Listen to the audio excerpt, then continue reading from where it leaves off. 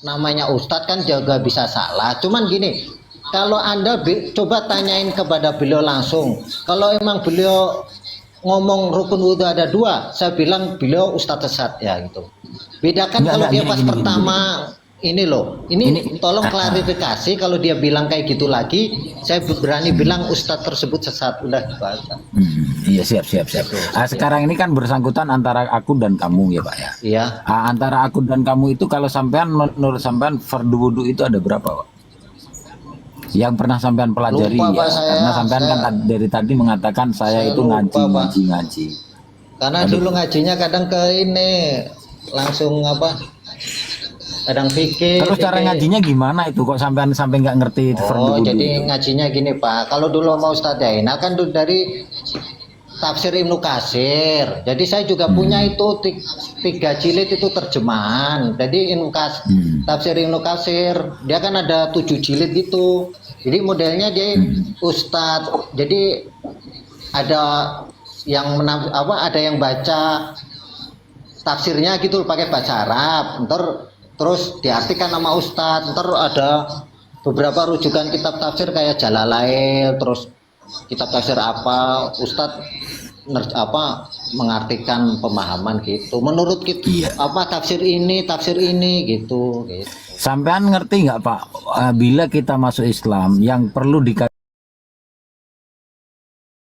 yang pertama kali itu adalah fardu ain ya gitu ya. Fardu ain itu yang meliputi sholat, dan di dalam sholat itu syaratnya kan ada wudhu. Maka yang pertama kali yang wajib kita pelajari kan wudhu Pak.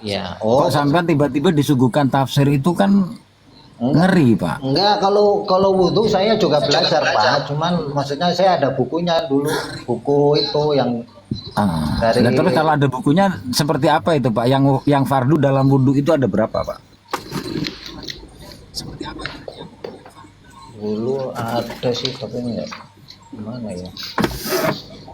Wih, lagi santai kawan.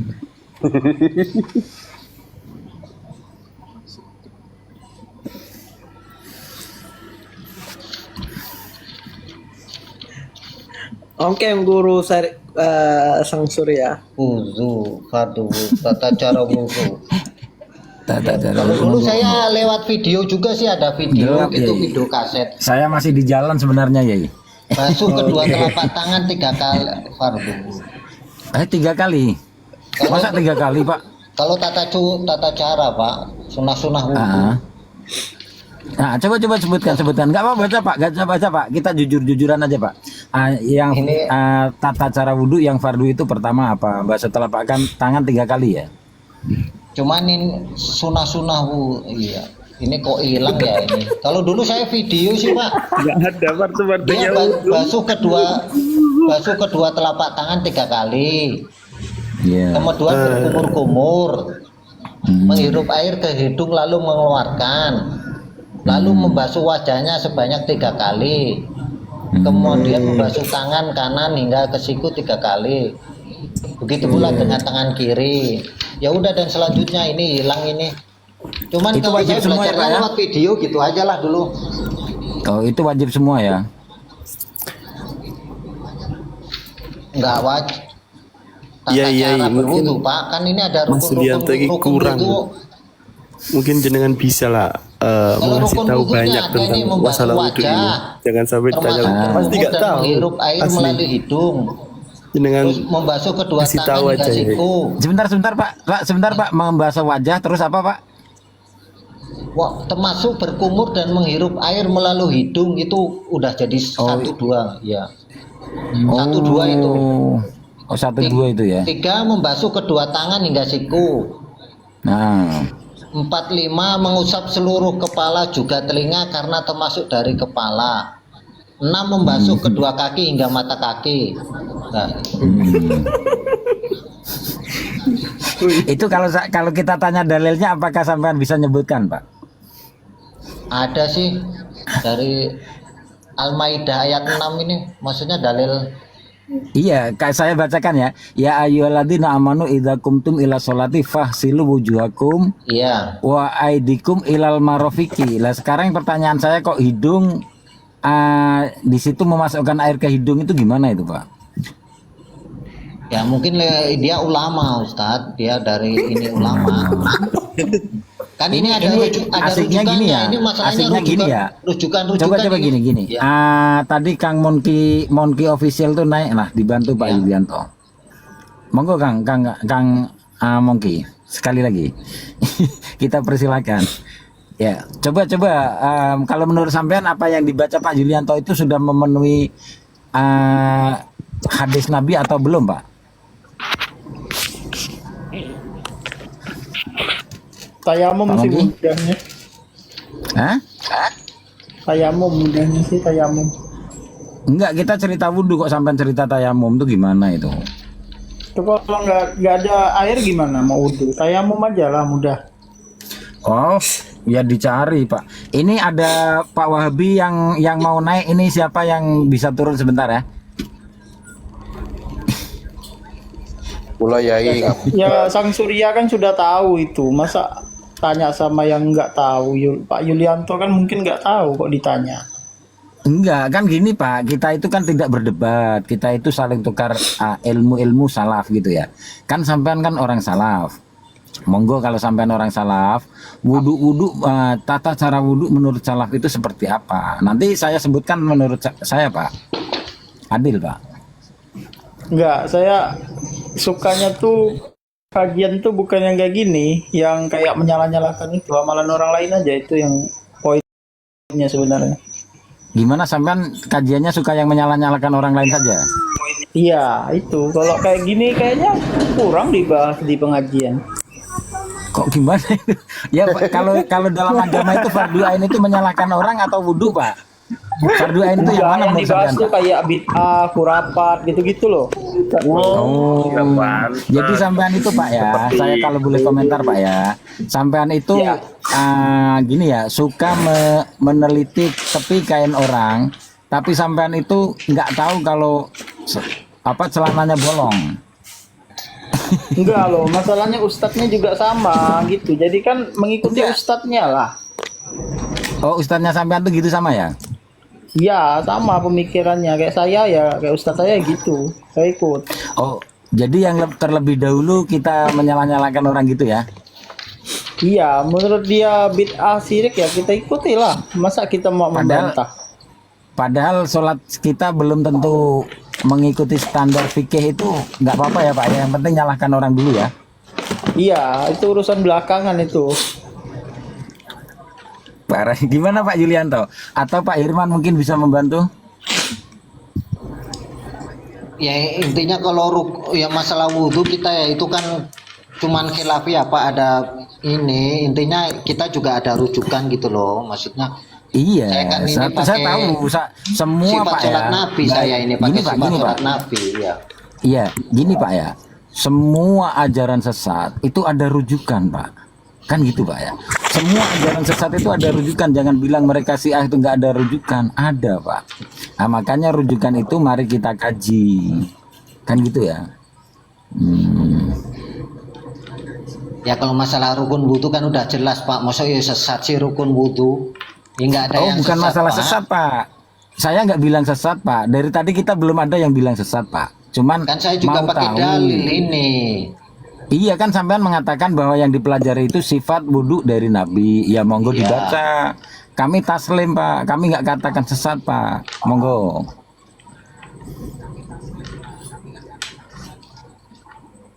Coba dibaca Pak. Ya intinya yang tadi ini dia ininya ini Pak,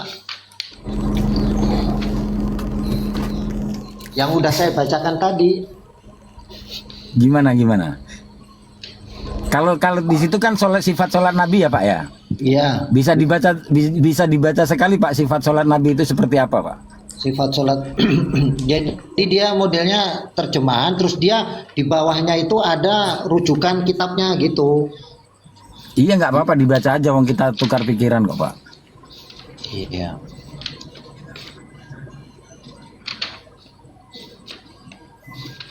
Hilang dia ini. Coba, Pak. Masalah apa dulu Pak? Kayak menghadap kiblat. Terus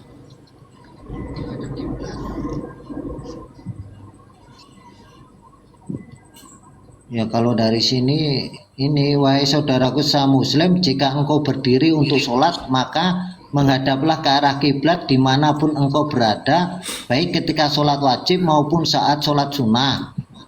Sepakat. Ya, terus ini ada dalilnya, ini merupakan perkara yang telah dipastikan kebenarannya karena periwayatannya yang mutawatir sehingga tidak perlu ditakrir lagi. Ya, terus sepakat Pak, sepakat Pak. Terus Pak, baca aja Pak. 2. Kewajiban menghadap ke arah kiblat menjadi gugur bagi orang yang sedang berperang saat sholat khauf, sholat dalam keadaan takut atau dalam kancah pertempuran yang dahsyat. Ini terus Pak. HR baik ya. Apa rujukannya HR Nggak apa-apa Pak, terus ya Pak. Rujukannya Ya. nanti Pak. Oh, ya. Langsung aja Pak. Begitu juga bagi orang yang tidak mampu untuk melakukannya seperti orang yang sakit atau ketika berada di atas perahu, mobil atau pesawat jika ia khawatir akan kehilangan waktu sholat. Ya intinya seterusnya. Udah nomor 3 ya. Apa gimana?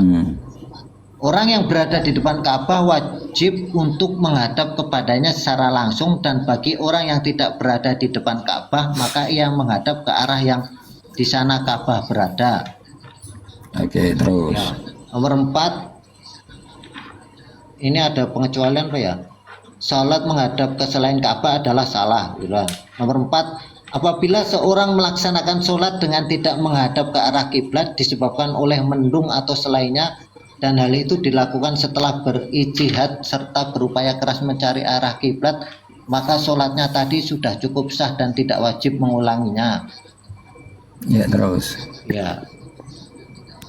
Jika datang orang yang sikoh terpercaya kemudian ia menunjukkan arah kiblat ketika melaksanakan sholat, maka wajib baginya untuk segera berbalik ke arah kiblat dan sholatnya tadi tetap sah. Itu baru takbir ya apa? Baru menghadap kiblat, ini berdiri. Oh, jadi menghadap kiblat dulu baru berdiri ya Pak ya? Iya, jadi dia menghadap kiblat kan penjelasannya banyak ini tadi. Terus berdiri. Kalau berdiri dulu boleh Pak, terus menghadap kiblat Pak? Ya di sini kurang paham Pak, cuman ini kan pertama menghadap kiblat, yang kedua Ya. iya, jadi dia menghadap kiblat kan penjelasannya banyak ini tadi. Terus berdiri. Kalau berdiri dulu boleh Pak, terus menghadap kiblat Pak? Ya di sini kurang paham Pak, cuman ini kan pertama menghadap kiblat, yang kedua berdiri gitu. Oh, tapi kalau berdiri dulu terus menghadap kiblat nggak boleh berarti ya Pak? Nggak masalah sih, nggak masalah. Oh, terus Pak, lanjut Pak. Sepakat. Ya. Yuk, berdiri, wajibnya sholat dengan berdiri dan ia adalah rukun sholat kecuali jika seseorang mengerjakan sholat khauf dan dalam peperangan yang sengit, maka dibolehkan baginya untuk mengerjakan sholat dengan berkendaraan. Ya banyak sih sini kalau mau saya ini mah. Iya nggak apa-apa, terus Pak. Kami belajar Pak. Kita tidak mendebat ini Pak. Jangan kayak Mongki itu marah-marah aja Pak. Demikian juga orang yang sakit yang tidak mampu berdiri, maka ia boleh mengerjakannya dengan duduk. Jika tidak mampu maka ia boleh mengerjakan dengan berbaring. Dan orang yang mengerjakan sholat sunnah, ia boleh melaksanakan dengan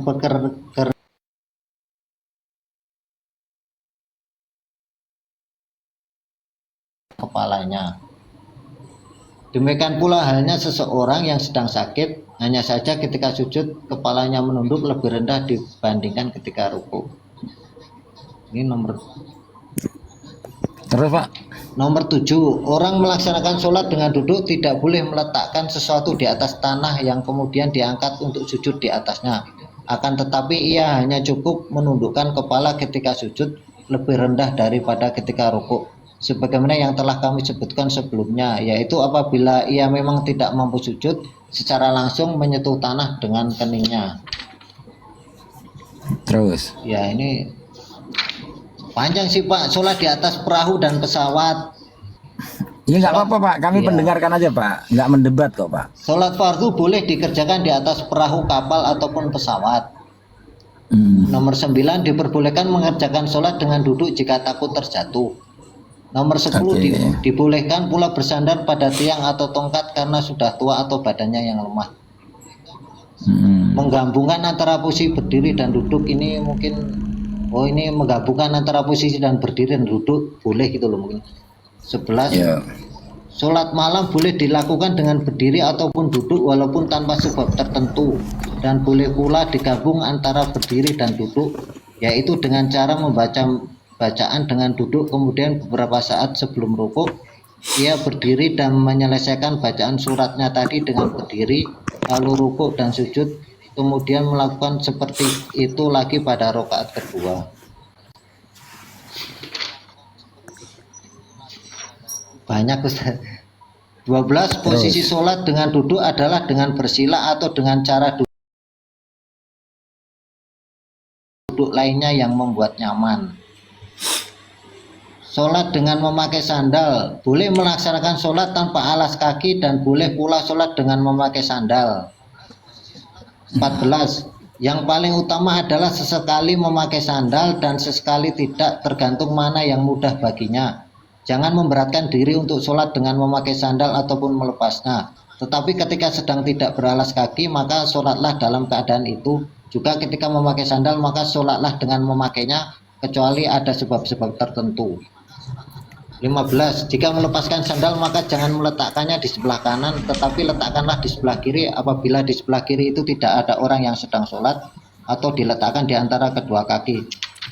Demikian yang telah dijelaskan oleh Rasulullah SAW dalam hadis yang sahih. Mantap. Berarti gini ya Pak ya, orang sekarang itu bid'ah semua ya Pak ya, karena sholatnya tidak pernah pakai sandal itu. Ya enggak Pak, cuman ini kan boleh Pak. Di sini kan ada rujukannya juga.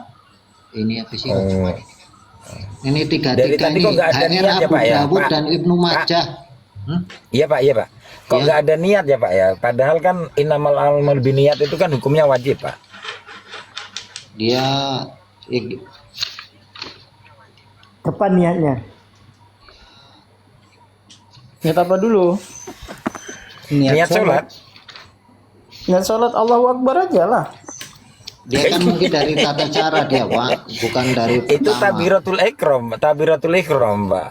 Iya, ntar dulu. Ya, emang niat sholat apa? Usolli. Iya nggak semestinya usolli Pak. Apa coba? Sengaja aku menjalankan sholat pun bisa Pak. Kan Allah Maha tahu Kang Surya. Masa kita sholat mau Iya Allah Maha Allah tahu. Kalau sampai tidak ada khotir mana bisa disebut niat Pak. Ya niat itu kan udah melakukan wudhu udah termasuk niat. Gak mungkin kamu udah ke masjid tiba-tiba Sampai Allah itu tahunya kamu ke gimana pasar. Pak? Enggak mungkin gitu. Katanya salaf. Aniyatu qasdusain muktarana bifilihi. Nah, sekarang begini Pak Yanto, kan begini. Orang tidur, tiba-tiba bangun dia dalam keadaan tidurnya. Bangun dia sedang dalam keadaan tidur. Dia sholatnya sah tidak? Gimana? Nah, orang ketiduran. Dan orang ketiduran. Kemudian bangun dia, bangun dia dalam keadaan tidur. Dia nggak terjaga, tapi masih dalam keadaan tertidur. Dia bangun, kemudian dia sholat.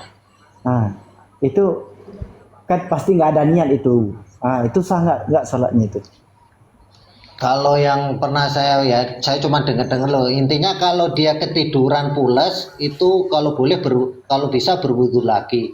Kalau pules batal harus wudu lagi intinya. Kalau cuma dia mungkin tiduran tapi masih ingat masih ini nggak apa-apa, nggak ini. Cuman kalau yang tidur pules itu harus wudu. Ini kok gini ya? Izin Zat. Ini kan tadi antum bilang rukun sholat kan menghadap kiblat. Nah, kita kan di Indonesia nih, jauh kan dari kiblat. Bagaimana kita menghadap kiblat itu kita nggak lihat kiblat? Ya kan tadi udah dibilang, udah saya ini Ustadz tadi. Maksudnya? Udah saya jelaskan tadi. Apa itu? Ada dalam beberapa posisi berapa ini, kalau nggak kelihatan kan boleh, kan tadi ada rujukannya. Ya, mana hadisnya, Wib? Kalau hadisnya ya. Ya kan dalilnya kan kita harus ikut salaf. Nggak boleh kita nggak ikut salaf. Bu, nganu kan Ada ya Ustadz di sini ada dalilnya. Iya. Jangan berat-berat nanyanya. Coba gini aja. Kalau sholat nggak bersedekap itu sah atau enggak ya? Boleh sih katanya. Teman gimana ya? Kata siapa? Saya kurang paham kalau itu Ustaz, cuman kalau di sini juga ini ya kan cuman cara sholat tuh yang ruku. Oh, saya juga ada pertanyaan nih Mas Yanto. Kalau saya nggak ada pakaian, bagaimana saya salat? Harus menutup aurat kok. Cara tutupnya bagaimana? Ya Kalau saya tutup seadanya lah dengan kan, kalau cowok kan mana ya, perut apa pusar sampai lutut. enggak. Kalau saya tutup dengan air apa tuh nama? Air Oh, air debu boleh nggak? ya kelihatan Tutup. masih. Tutup warnanya saja. Boleh nggak? Ya intinya jangan kelihatan auratnya lah. Oh. Ya ya. Makasih Ustaz. Itu Oh, berarti sholat nggak bersedekah pun juga bisa ya, masih sah ya? Sah kayaknya Ustadz itu, saya pernah maksudnya mazhab lain juga kan ini boleh. Lah sampean madhabnya apa itu, madhab sampean itu? Saya kalau mazhabnya saya kurang paham, cuman ya kebanyakan kalau ini kan Hambali Pak ya. Saya merujuk ini, jadi ini bukunya kompilasi 3 ulama, Syekh Abdul Aziz bin Bas, Syekh Muhammad Nasrul Albani dan Syekh Utsaimin. Gitu. Kok bukan salaf semua ya Pak ya ulamanya? Ya salah Ustadz ini, tapi dia rujukannya kan saya bilang rujukannya dia ini Sampean ada itu ngerti salaf kitab-kitabnya. nggak Pak? Sampean itu ngerti Pemahamannya salaf kan nggak? saja, bukan orangnya bukan salaf dong. Oh, Orangnya itu lahir pemahamannya belakangan terus gini. itu. Coba ceritakan pemahamannya bin Bas, Nasiruddin Albani itu dari salaf siapa? Ya kan dia mengutip hadis sahih itu. wah. Oh, gitu ya. Pendapat salaf yang ditanya, hadisnya ada. Nah, pendapat salafnya siapa? Salafnya dari Durham. Coba gini Pak ya. Kalau misalkan gini Pak ya, kan selepas itu berdiri terus kita membaca Al-Fatihah ya Pak ya. Tapi kita tidak membaca surat terus rukuk saja, itu gimana Pak? Gak salah. Nggak salah. Kata siapa tuh? Jangan Kata jangan ditanya Gurana. gitu. Kok ketawa? Emang gak Maksudnya sah. saya tanya dalilnya mana begitu. Kan kita harus ikut salaf. Ya tanya Ustadz saya dong, jangan tanya saya. Aduh. Lah, Mana tahu lah. Mas Salafin Irman, nggak boleh. Mas Irman.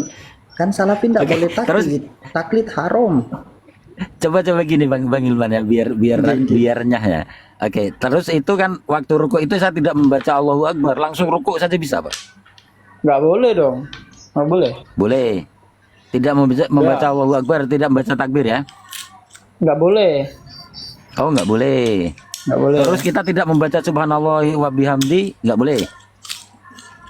Gak tahu itu. Boleh nggak boleh? Gak tahu. Waduh, salah di mana ini? Salafnya di mana ini? Ya iyalah, saya kan kalau nggak tahu saya katakan nggak tahu. Lah, Oh, kok nggak tahu terus bilang orang lain bid'ah. Ya, itu kan karena guru saya bilang bid'ah amalannya itu. Gimana masa saya Ikut guru lah ya. Buta itu Monke sama gurumu tuh taklid buta itu. Itu taklid. Salaf Taklid tidak boleh haram. taklid. Taklid haram. Iya. gurunya kan nggak satu, kecuali cuma satu misalnya. kali bahasa lama. Ini mungkin ada Herman. Ini mungkin ada Herman yang bisa membantu. Coba Herman bantu sekali. Iyo. Herman itu pas saya live Monggo tafsir saya Quran. Herman buka Herman. Coba Herman bantu. Assalamualaikum Bang Herman. Waalaikumsalam Bang. Waalaikumsalam Ustadz Mus. Saya itu tadi